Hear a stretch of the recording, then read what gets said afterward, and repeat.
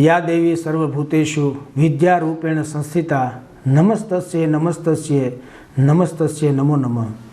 या देवी सर्वभूतेषु शांतिरूपेण संस्थिता नमस्तस्ये नमस्तस्ये नमस्तस्ये नमो नमः। दरेक विद्यार्थी मित्रों तेमज वाली मित्रों, આપણે આવનારી આજે 11 માર્ચ 2024ની ધોરણ 10 12 સાયન્સ અને 12 કોમર્સની જે પરીક્ષાઓ શરૂ થવાની છે તે બાબતે આપ સાથે થોડી ચર્ચા કરવી છે। વિદ્યાર્થી મિત્રોએ આખા વર્ષ દરમિયાન ખૂબ મહેનત કરી છે અને ખૂબ સારું પરિણામ પણ એનું આવશે, પણ મારે તમામ એમના માતા પિતા જેમને આપણે વાલી તરીકે સંબોધન કરીને એટલું કહી શકાય કે હરેક વિદ્યાર્થી એક સરખો નથી હોતો, કે હરેક વિદ્યાર્થી એક કુશળ એની રીતે હોય છે, પણ ઘણી વખત ટકાવારીની દ્રષ્ટિએ પણ એ બધા સરખા નથી હોતા। એટલે આપણા મા બાપની ખૂબ મોટી અપેક્ષાઓ હોય અને સહજ રાખવી જ જોઈએ, કારણ કે આ એક દોડધામનો યુગ છે, આ હરીફાઈનો યુગ છે। એટલે શ્યોર આપણે એ સમજતા જોઈએ કે હરેક બાળક પાસેથી આપણે ખૂબ સારી અપેક્ષા, અને અપેક્ષા એટલા માટે હોય કે એનું ભવિષ્ય ખૂબ ઉજ્જવળ બને અને સાથે સાથે આપણી પણ એમની સાથે પ્રગતિ થાય। પરંતુ હવે જ્યારે આ નાની મોટી બાબતોને ધ્યાનમાં લઈને ઘણી વખત આપણે પેપરમાં વાંચતા હોઈએ કે ટીવીમાં સમાચાર સાંભળતા હોઈએ ત્યારે નાની મોટી ઘટનાઓ ઘટતી હોય કે વિદ્યાર્થી આપઘાત કરી નાખ્યો છે। આનું પાછળનું શું રીઝન હશે, આનું કારણ શું હશે? ક્યાંક ને ક્યાંક થોડી ઘણી બાબતમાં આપણે પોતે મા બાપ, આપણે વાલી થોડા ઘણા એમાં આપણે જોડાયેલા હશું, અથવા તો ક્યાંક ને ક્યાંક આપણો એવો કંઈક ફાળો હશે કે વિદ્યાર્થીને આ પગલું ભરવું પડતું હોય। એટલે તમામ વાલીઓને મારી એ નમ્ર અપીલ અને નમ્ર વિનંતી કે જે પરિણામ આવશે એ સહજ આપણે સ્વીકારવું પડશે। એ એટલા માટે કે હરેક વ્યક્તિ પૂર્ણ ક્યારેય નથી હોતો, કાંઈક ને કાંઈક બાબતમાં એ કચાશ એનામાં રહી જતી હોય। અને હા, કુદરતે બધાને કાંઈક ને કાંઈક બાબતમાં ખૂબ નિપુણતા આપી હોય। એવું જરૂરી નથી કે ક્લાસની અંદર 50 વિદ્યાર્થી બેઠા હોય તો બધા વિદ્યાર્થીનો પહેલો નંબર જ આવે, પણ હા, બધા પાસે કાંઈક ને કાંઈક એક નવી કૌશલતા હોય, કાંઈક ને કાંઈક કુશળતા હોય, એ એમની દિશામાં પણ આગળ જઈ શકે। માત્ર પરિણામને જ આધારે કોઈ વિદ્યાર્થી આગળ જઈ શકે તેવું નથી, કારણ કે જેટલા વિદ્યાર્થીઓ છે એ આપણે એમને ક્યારેય આંકી ન શકાય। જે બાળકો છે એમને ક્યારેય આપણે એવું ન કહી શકાય કે આ ભણવામાં નબળો છે કે આ આટલી ટકાવારી નથી લાવ્યો તો હવે શું થશે। એ કાંઈક ને કાંઈક રીતે, કારણ કે એ કુદરતે એને કાંઈક એવી કળા આપી છે, એ આગળ ખૂબ વધી શકે। અને હું તો ત્યાં સુધી કહું કે એ ભારતના રત્નો પણ એમને કહી શકાય, કારણ કે મને કે તમને કોઈને ખબર નથી કે આ બાળક આવનારા સમયમાં ક્યાં પહોંચશે। એ માત્ર ટકાવારીથી ન આપી શકાય। હા, ખૂબ જરૂરી છે, મને પણ ખબર છે કે ટકાવારીના આધારે જ તે આપણને પરિણામના આધારે જ તે એડમિશન મળતું હોય, પરંતુ બધાની કેટેગરી, બધાની એક સરખી બુદ્ધિ કે બધા એક સરખું જ પરિણામ લાવી શકે આવું શક્ય નથી હોતું। એ બાબતમાં આપ વાલીશ્રીઓને ખાસ કહેવાનું, આપની અપેક્ષાઓમાં થોડો કાપ મૂકીએ।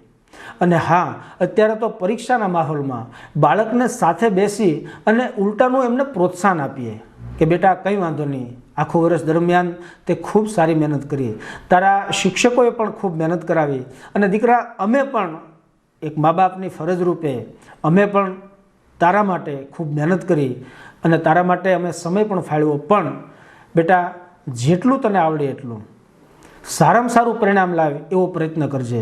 અને કદાચ માની લે કે પરિણામમાં કદાચ ઓછું પરિણામ આવે તો પણ બેટા અમે સ્વીકારી લઈશું, એક એટલું ચોક્કસ એક આપના દીકરા દીકરીઓને ખાસ કહેજો। મોટાભાગે એવું થતું હોય કે વાલીઓ કાંઈક ને કાંઈક રીતે પ્રલોભન દીકરા કે દીકરીને આપતા હોય કે બેટા જો આટલા માર્ક તારે આવશે તો હું તને ગાડી લઈ આપીશ, સારો ફોન લઈ આપીશ, અથવા તો આપણે બેટા બધા હોટલમાં જઈશું। પણ મિત્રો, હું તો એવું કહું છું આપ બધા વાલીને કે કદાચ જે માર્ક આવે તે, જે એમની ટકાવારી આવે તે સહજ આપણે સ્વીકારવું અને એ બાળકને પણ આપણે પ્રોત્સાહન આપવું। એક મને એક નાનકડી વાત યાદ આવી એટલા માટે કહું કે માણસ ક્યારે પૂર્ણ નથી હોતો, એક પંડિત એક નાવમાં બેસે, પેલો જે નાવિક એનો જે ખલાસી હોય એ નાવ ધીરે ધીરે ચલાવે, એ બંને જ મિત્રો હતા સાથે. એમાં પંડિતને એવું થયું કે આમની જોડે થોડી ચર્ચા કરું એટલે ધીમે ધીમે રસ્તો કપાય. એટલે પંડિતે તે માણસને પ્રશ્ન કર્યો કે ભાઈ તું ભણેલો છો? એટલે પહેલાં માણસે કીધું કે ના પંડિતજી, હું નથી ભણેલો, કારણ કે અમે તો પહેલેથી જ અમારા બાપ દાદાઓ આ વાહન એ જ અમારો વ્યવસાય છે, એટલે પહેલેથી જ તે અમે એમાં જોડાયેલા છીએ, એટલે ભણવાની તો આમાં વાત જ નથી. એટલે પંડિતે થોડુંક આમ નિશાસો નાખીને કીધું, મિત્રે કે તો તારી અડધી પાણીમાં ગઈ. પેલા માણસે કીધું ભાઈ કંઈ વાંધો નહીં. વળી પાછો પંડિતે પ્રશ્ન કર્યો કે ભાઈ તને ગણિત આવડે છે? તો કે ના, મારા પૂરતું આવડે છે, વધારે મને ગણિત નથી આવડતું. વળી પાછા પંડિત બોલ્યા કે તો તારી અડધી પાણીમાં ગઈ. વળી પંડિતે પ્રશ્ન કર્યો કે તને ભૂગોળ ઇતિહાસ વિશે તને કાંઈ ખ્યાલ છે? તો કે ના પંડિત, કારણ કે હું ભણેલો જ નથી એટલે મને ખ્યાલ નથી. અમારો બાપદાદાનો જે વ્યવસાય છે ને એમાં હું પારંગત છું. એટલે પહેલાં પંડિતે એવું કીધું કે બેટા એવું ન ચાલે, આ બધું જીવનમાં ખૂબ જરૂરી છે અને આ હોવું જ જોઈએ. આવી મીઠી મીઠી ચર્ચાઓ ચાલતી હતી. એમાં અચાનક દરિયામાં કંઈક લોઢ આવ્યો અને એમની જે નાવ હતી આખી હલક ડોલક મળી થવા અને થોડું તોફાન જેવું લાગ્યું અને કદાચ એ ડર લાગી ગયો પેલા નાવિકને અને પંડિતને પણ કે કદાચ હોડી હમણાં ડૂબી જાય આવી શક્યતા હતી.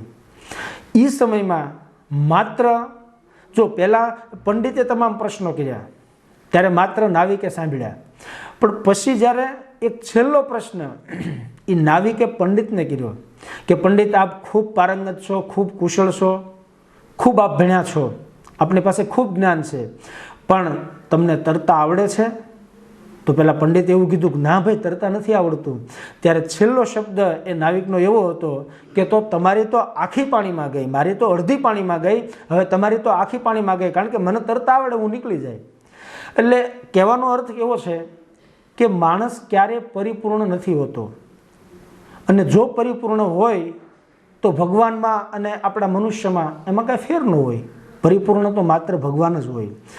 એટલે તમામ વિદ્યાર્થીઓને પણ મારી એક અપીલ લાગણીસભર કે મિત્રો જે પરિણામ આવે તે આપે જે મહેનત કરી છે એ પ્રમાણે, જોકે ભગવાન કૃષ્ણએ તો ગીતામાં એવું કહ્યું છે, આપને પણ ખબર હશે, માં ફલે છું કદાચ, કે તમે કોઈ પણ કર્મ કરો ફળની આશા ન રાખો.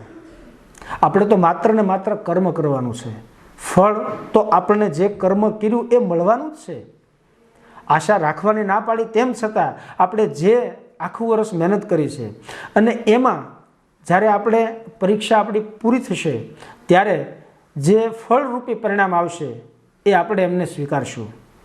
અને એક વસ્તુ 100% યાદ રાખજો કે આપ ઘણી વખત એવું વિચારી લો કે આના કરતાં તો હું જિંદગી ટૂંકાવી લઉં. મિત્રો ક્યારેય ભૂલ નહીં કરતા. જ્યારે જ્યારે તમને એવું થતું હોય ત્યારે ભગવદ્ ગીતાનો સહારો લેજો. એ ક્યારેય એવા ખોટા વિચારો તરફ આપણને નહીં પ્રેરે અને ક્યારેય આપણે એવા ખોટા વિચારો તરફ નહીં જઈએ.